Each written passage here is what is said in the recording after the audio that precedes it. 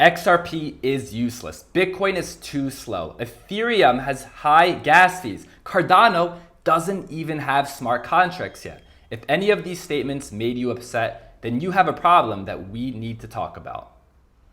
Welcome aboard the Bitcoin Express. My name is Chase. Let's get to it. The crypto space is a very hostile environment. If you go on social media such as Twitter, Reddit, or YouTube, you are going to see a lot of people arguing. They say my project is the best, your project is the worst, and it gets very personal. People say some very mean things. I'll tell you, on my channel, people write in the comments things such as, I only watched 1 minute of the video and I already want to punch you in the face. Or they might write something such as, this guy's an idiot, stop talking, F you, and the list goes on. Now, when you let your emotions take over in the crypto space, you will get wrecked. But if you understand what's going on and you view it in a different way, you can actually use it to your benefit in 2 different ways. The crypto space is more than just technical analysis, logic, and math. It also has a lot to do with psychology and emotions. And if you don't overcome your emotions, as mentioned, you will get wrecked. And emotions are never higher than they are in a bull market. And that's what we are in right now. We're in a bull market. Emotions are taking over and a lot of people are going to lose money. But there's a way, as mentioned, you can get past this. And I want to show you a clip from Warren Buffett. And already I know what people are thinking. Warren Buffett, this guy hates Bitcoin. He's an idiot. Why should we listen to him?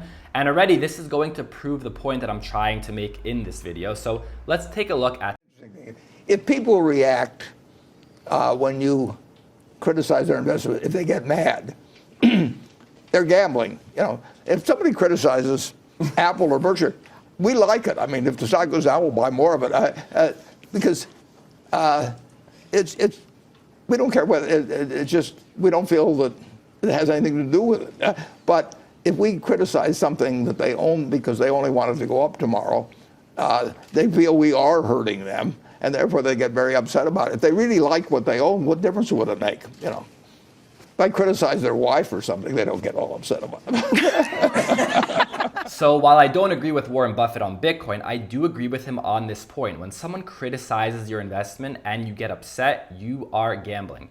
If the thing you are buying, you are investing in, is actually valuable, you will buy it no matter what other people on the internet are saying.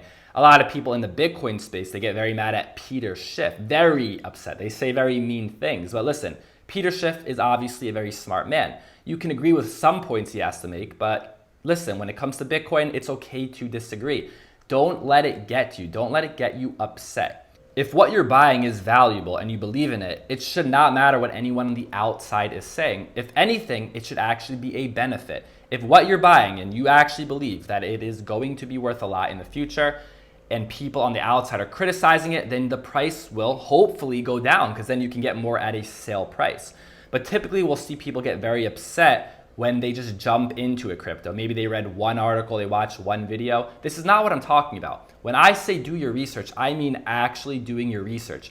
You know what the consensus algorithm is for the project. Is it proof of stake, proof of work, or is it something else? Is there a limited supply or an elastic supply? Is there a use case? Are there founders? How much do the founders hold, etc.? But most people won't do this. But if you do this, especially I do this, I'll say with Bitcoin, I don't let it get to me. And I'll tell you, in the earlier days, 2017, 2018, when people said to me, Bitcoin is going to zero, it's a scam, I used to get very upset. I used to argue and realize it didn't really get me anywhere.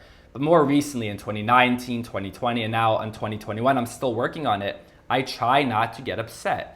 But I also try not to just dismiss anyone else's opinion. So when people say things about Bitcoin, I try to have a calm argument. If it turns into any sort of violent fight or hateful comments, then I just lay back and I say, you know what, you're right. You're right, Bitcoin's garbage, going to zero. And I don't know if people know if I'm being sarcastic or not, but I just avoid that.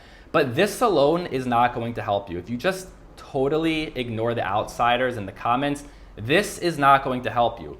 And this brings us to benefit number 2. Also try to be more open, because sometimes you might actually be in a project and there might actually be an issue, but because you're pushing everyone out, you will never realize that problem. And this again is something I've been working on. And right now I've opened myself up to it. I'm a big fan of Ethereum, but Ethereum does have very high gas fees and it's not really usable right now. And if Ethereum doesn't fix these issues in the next year or 2 years, I don't know if Ethereum is going to be as successful as people think it is. I'm open to the idea.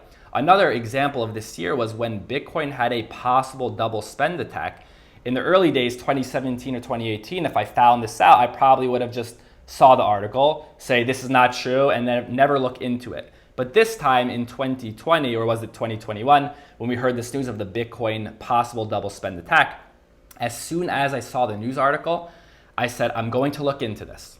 If this is true, I am ready to sell all my Bitcoin. So I didn't just immediately jump into it. I was ready though, and I said, I'm open to the idea because if there was a double spend attack on Bitcoin, it defeats the whole purpose of Bitcoin. So I'm still open to this. Bitcoin and Ethereum are my largest holdings. And when people say they're going to zero, I don't get mad. I get happy. The price hopefully will go down because I'm in it for the long run. But also I might actually learn something. And I'll tell you, I definitely did learn a lot this year. And I want to thank you guys in the comments. Even, people say this as a cliche, thank you to all the haters. I actually mean it because there have been some hateful comments over this last year, but some very good information actually about projects such as Bitcoin, Ethereum, and others as well. And I definitely did learn a lot from you guys. And the funny thing is, I already know I'm going to get a lot of hateful comments in this video because what I noticed is people don't watch these videos until the end. They'll watch like 30 seconds maybe and then just go right to the comments and write very mean, hateful things. So I'm ready for it. I'll probably see those down below very soon after I publish this video. But that's just the crypto world we live in. So take control of your emotions and don't get wrecked. Like the video, subscribe to the channel. Thank you for listening, and I'll see you next time.